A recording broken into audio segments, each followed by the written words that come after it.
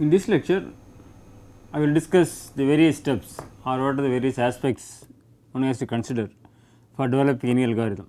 So, last class we discussed about the scripting language, that is pattern action statement, that is awk programming. So, what is awk programming? Script, the data driven language, right. So, this is a lot of potential applications, mainly when you handle data sets, or you can manipulate the outputs given from any of these programs, right, mainly for this massive data if you want to handle.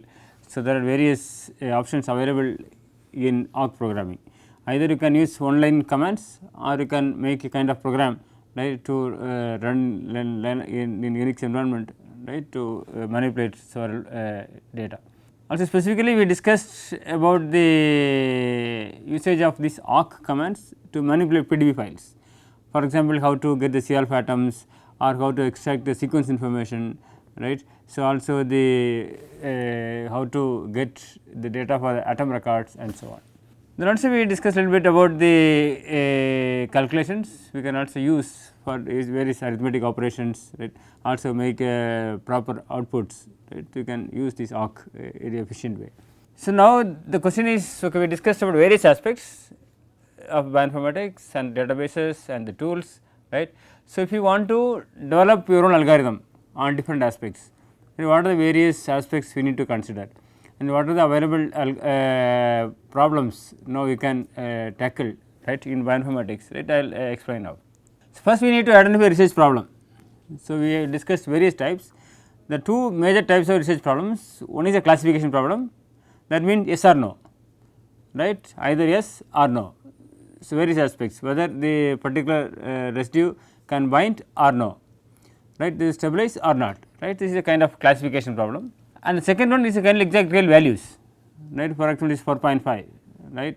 So, what is the temperature? This is 21.2, right, exactly we can tell, right, this is the actual value. So, two types of problems, right, this is generally occurring in various fields of bioinformatics, right. So, I will explain some of the aspects in this lecture.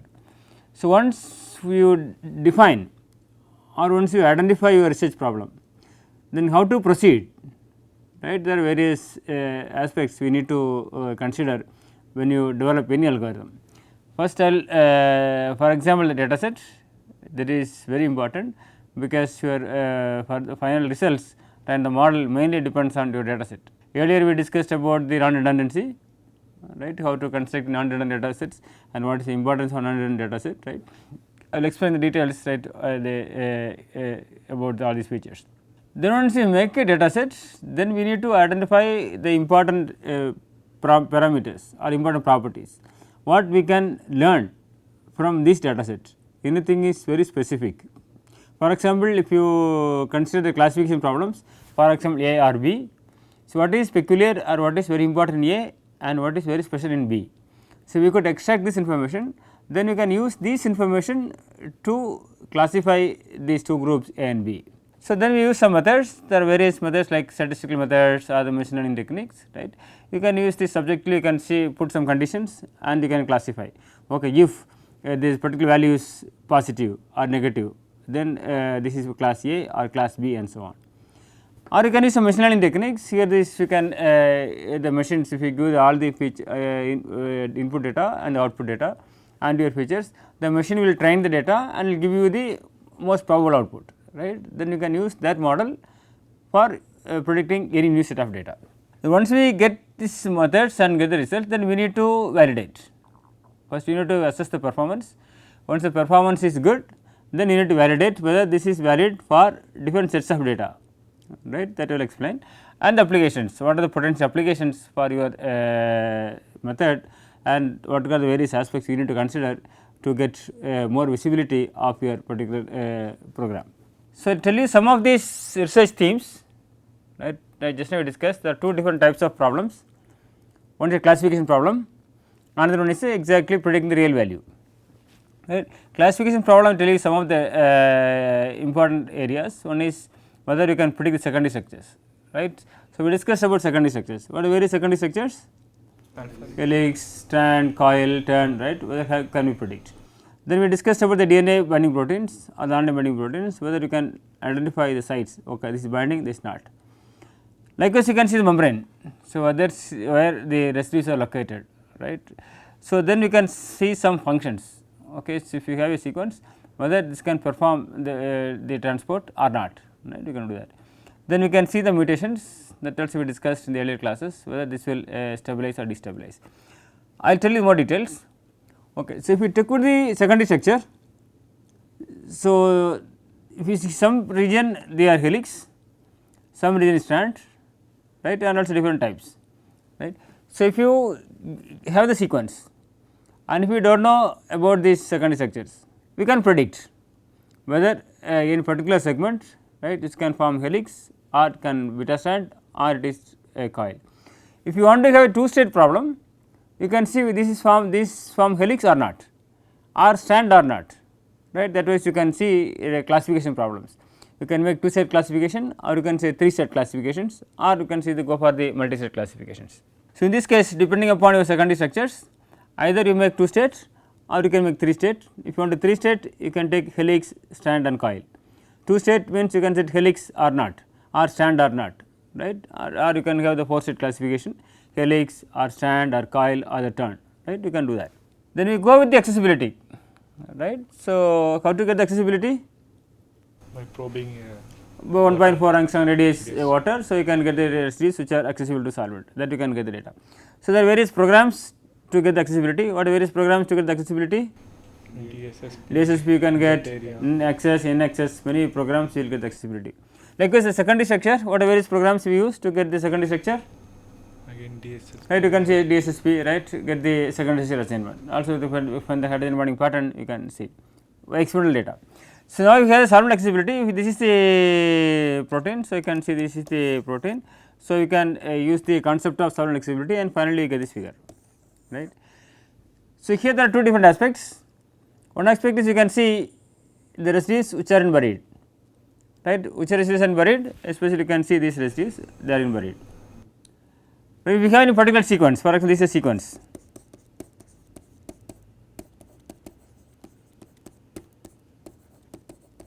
So, take this one, this buried or exposed. So, this is buried or exposed, you can see the two-state classification. We can make any cutoff and you can make develop model. So, to see in this protein these residues are buried and which residues are exposed, two-state classification.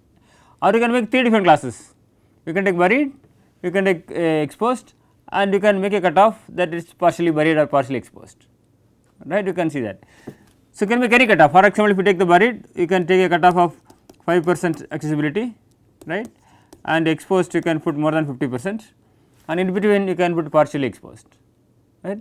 If you take two-state classification, you can put a cutoff. For example, it is 20%, less than 20% take a buried, and more than 20% you can take it as exposed, right. Likewise, for any amino acid sequence, you can classify these residues based on solvent accessibility. Why do you need the solvent accessibility? Once you predict the accessibility, then you can see the location. So, which residues are interior, which residues are at the surface, and which type of interactions these residues can make.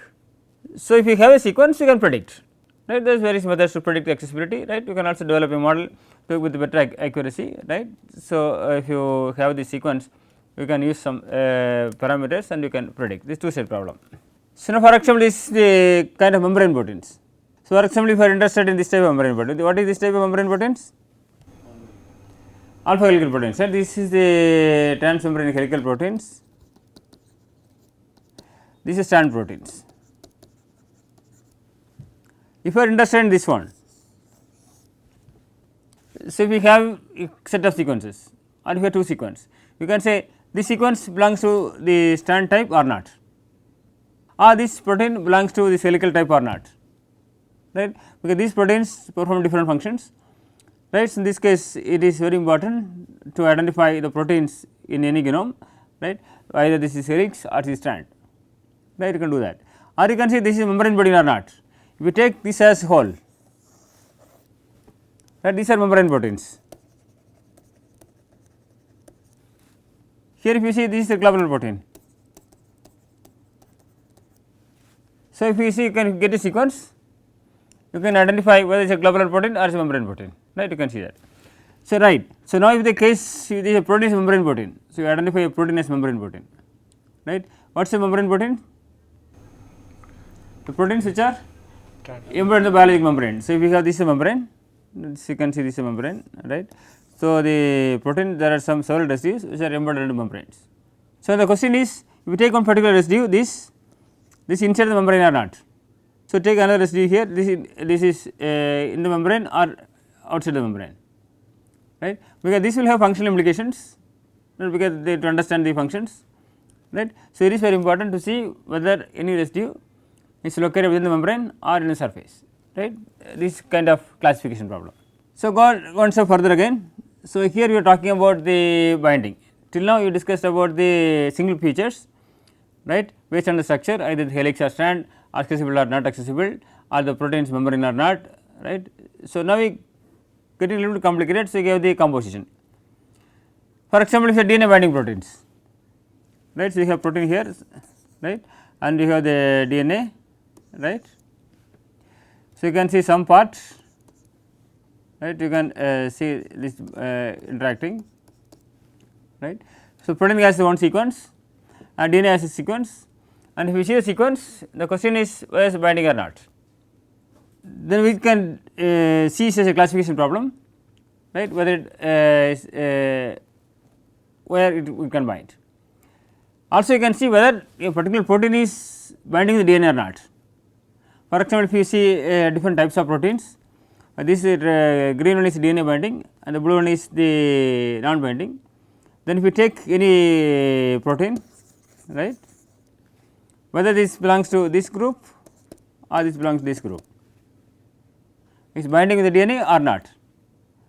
If it binds the DNA, then the question is any residues that residue binds or not. For example, this residue is A, this residue is R, right, which one binds? R binds, right, this is binding, this non binding.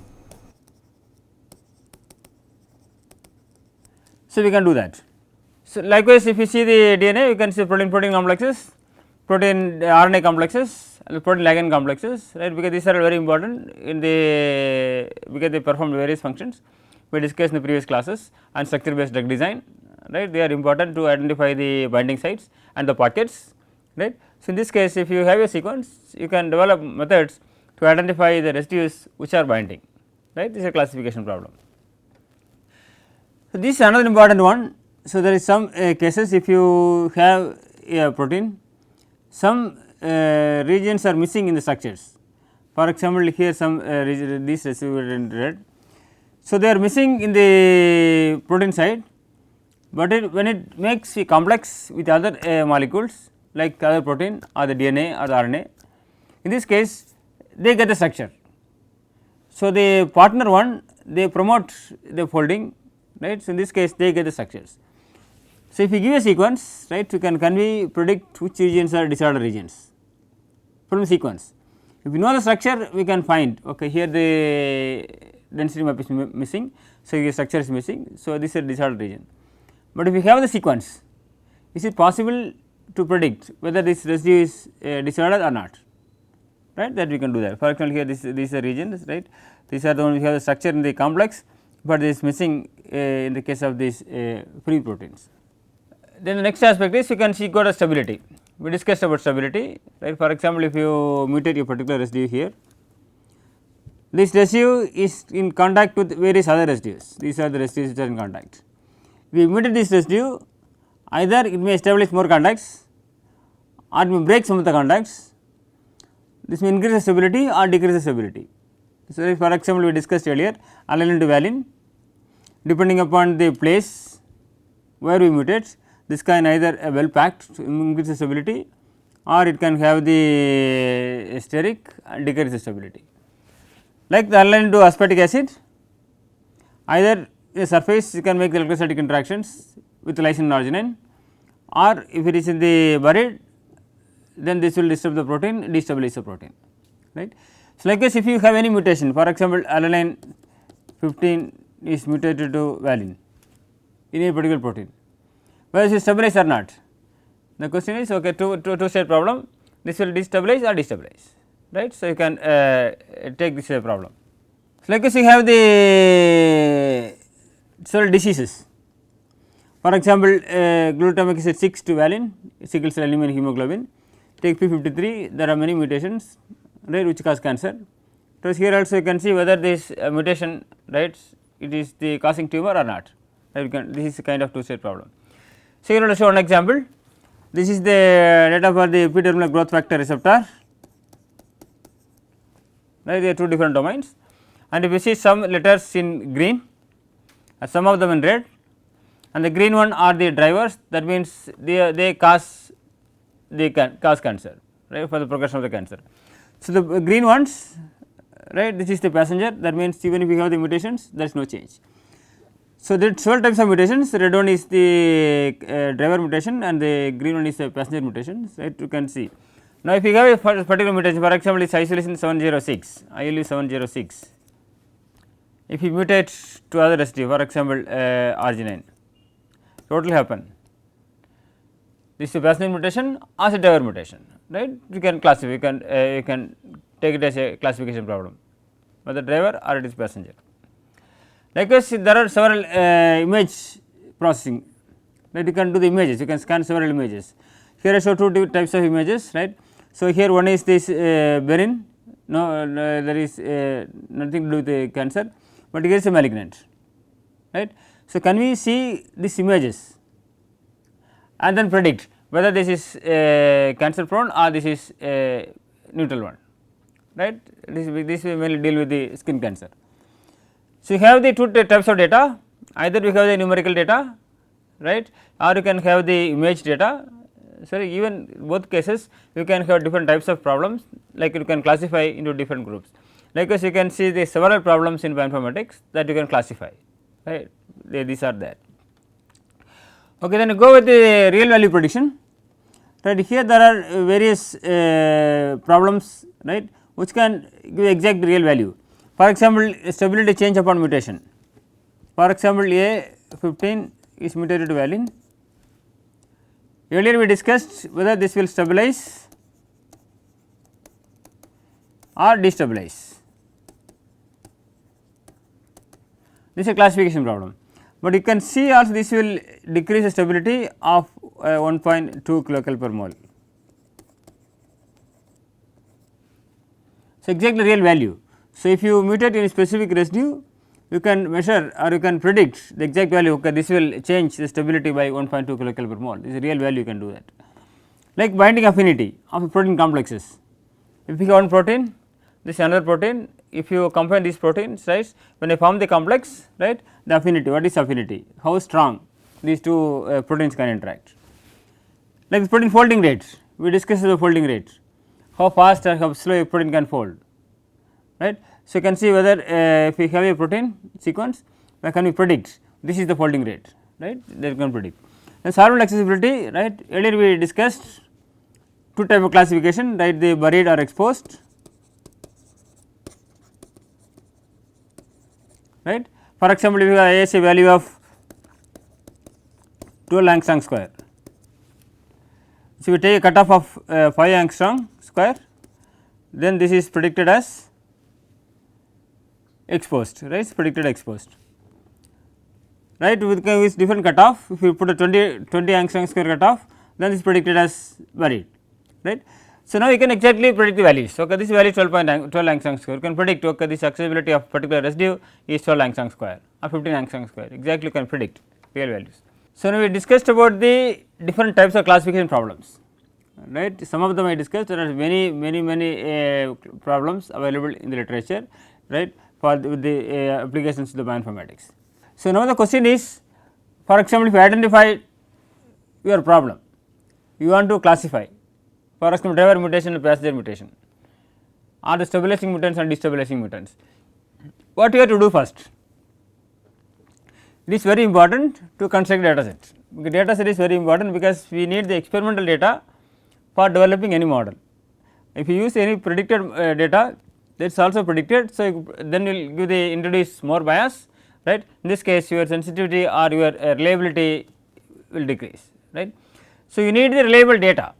So, in this case we discussed about various databases. What are various databases we discussed earlier? Protein sequence database, Protein sequence, for example, UniProt, protein structure, PDB, structures PDB. DNA sequence, Okay, for example, the DNA sequences. What are the database for DNA sequences?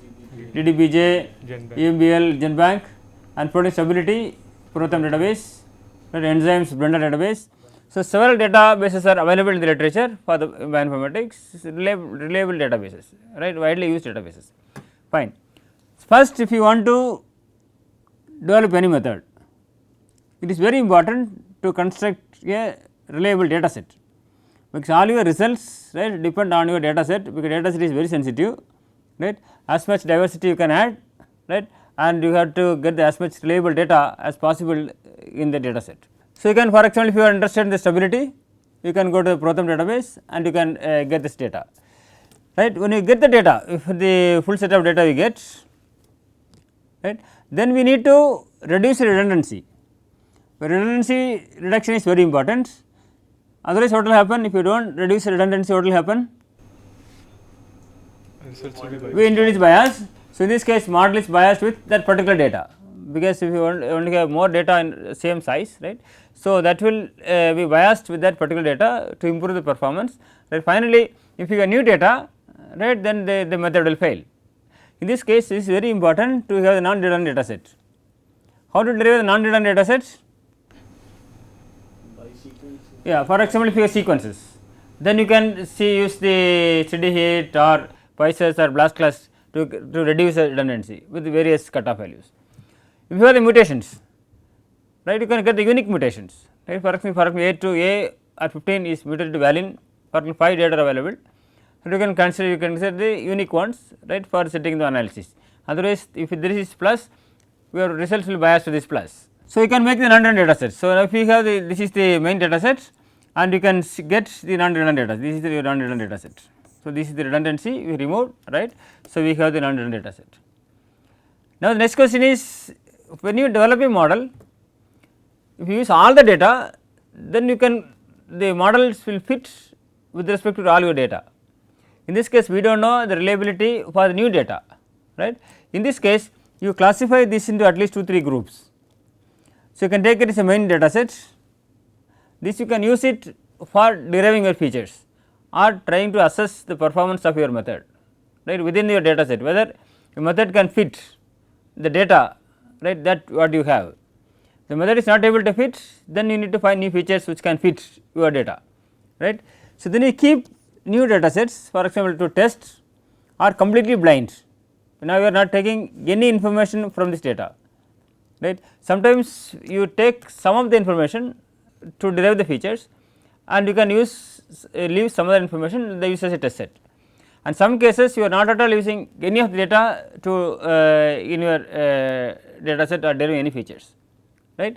For example, if you calculate the propensity, you can get the propensity with the 100 proteins, then you can use some proteins, right, to train, and some proteins you can use test, and some cases completely new proteins you do not take any information from that also you can keep.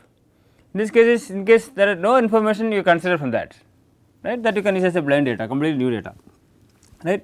Likewise, you have the different data sets, once the main data sets that you can train and cross validate, right, and you have the test set, right, and also you can use the blind data that is completely new. For example, if you take a new data, right, how to take this in the, if you take any classification problems, you can leave the new data, but take the old data for the data sets, because even if you get some features, right, for example, if you take the heterogeneity values, you take from the literature 20 residues, but we do not know which proteins they consider to derive the values, right. If you use this test set, even your data set is new, if you use the heterogeneity as a feature, then the values that are included in this test, but with a completely new data.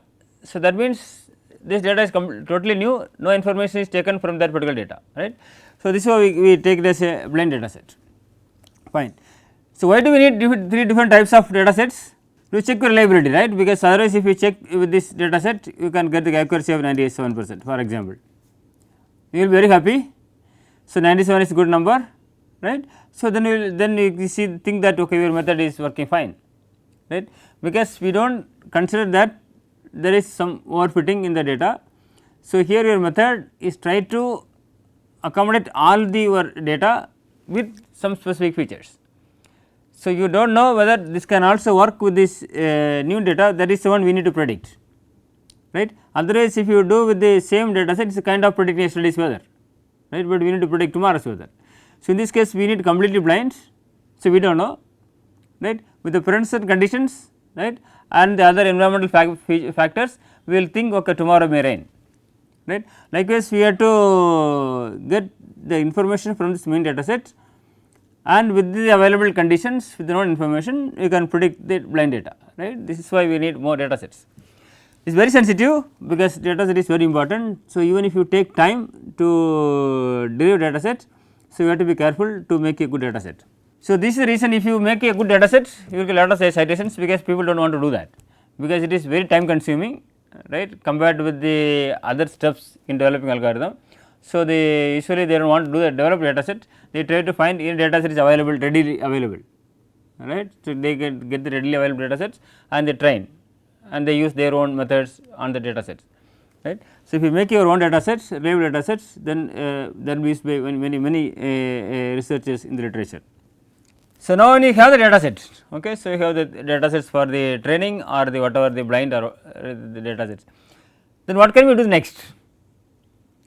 So, you try to understand and see whether any intrinsic properties within your data set, can we identify any important features which can fit your data, right. For example, if you have the two proteins, one is a globular protein, one is a membrane protein, right, can you find any information, for example, with respect to the amino acids, any specific residues, right, are biased, right, are over represented in any of these proteins or under represented in these proteins. Then if you see new ones you can say okay this residue is over represented here, for your test set also it is over represented. So, this could be used for identifying the type of protein. So, we have to find the different features, right, because the various features we discussed. What are various sequence based features? Amino acid composition, Occurrence, composition, average amino acid property, average properties, molecular weight, right, pair. profiles, conservation score. So, we can derive various properties using the sequences. Like if we have structures, there also we can derive various features, for example, accessibility, second contacts, contact order, potentials, right. So, you can see derive various surrounding hydrophobicity, right, we can derive various features using the structures, right, contact order, long range order and so on, right. So, now if you have a sequence or if you have a structure, you can think of the reliable features which can address your problem, right. For example, if you are interested in the binding affinity of protein complexes, right, this is like high affinity or low affinity. So, relate the features which are relevant to the affinity. For example, if you take the affinity we discussed of protein complexes, so which interactions are important? Electrostatic and the cation pi and the aromatic interactions. So, in this case you can look for the residues which are responsible for this type of interactions. And the second one, instead of looking for the whole sequence, if you are able to identify these binding sites, whether you can see any dominance of these residues at the binding interface, right. So, if you do it properly with the features which are relevant to the particular problem, then you can perform better, right, in your prediction accuracy. So, you mentioned some of these features like the physicochemical properties or specific interactions. For example, what are the physicochemical properties? For example, molecular weight, you can just shape, charge, okay, charge, hydrophobicity and so on. What are the interactions? You can electrostatic interactions, van der Waals interactions, hydrophobic interactions, so on. So, you can see the composition that we discussed earlier, pair preference, you can see any specific motifs, right. For example, there is a motif G, X, G motif for membrane proteins, right. For GPCR we have this DRY motif. Also we discussed about the beta barrel membrane proteins, right, that is glycine, then polar, right, and hydrophobic, polar hydrophobic, this motif, right. The various motifs, right, are present for different types of proteins with specific functions or specific structures. So, you can derive these features, right, or relevant features, right, with your sequence.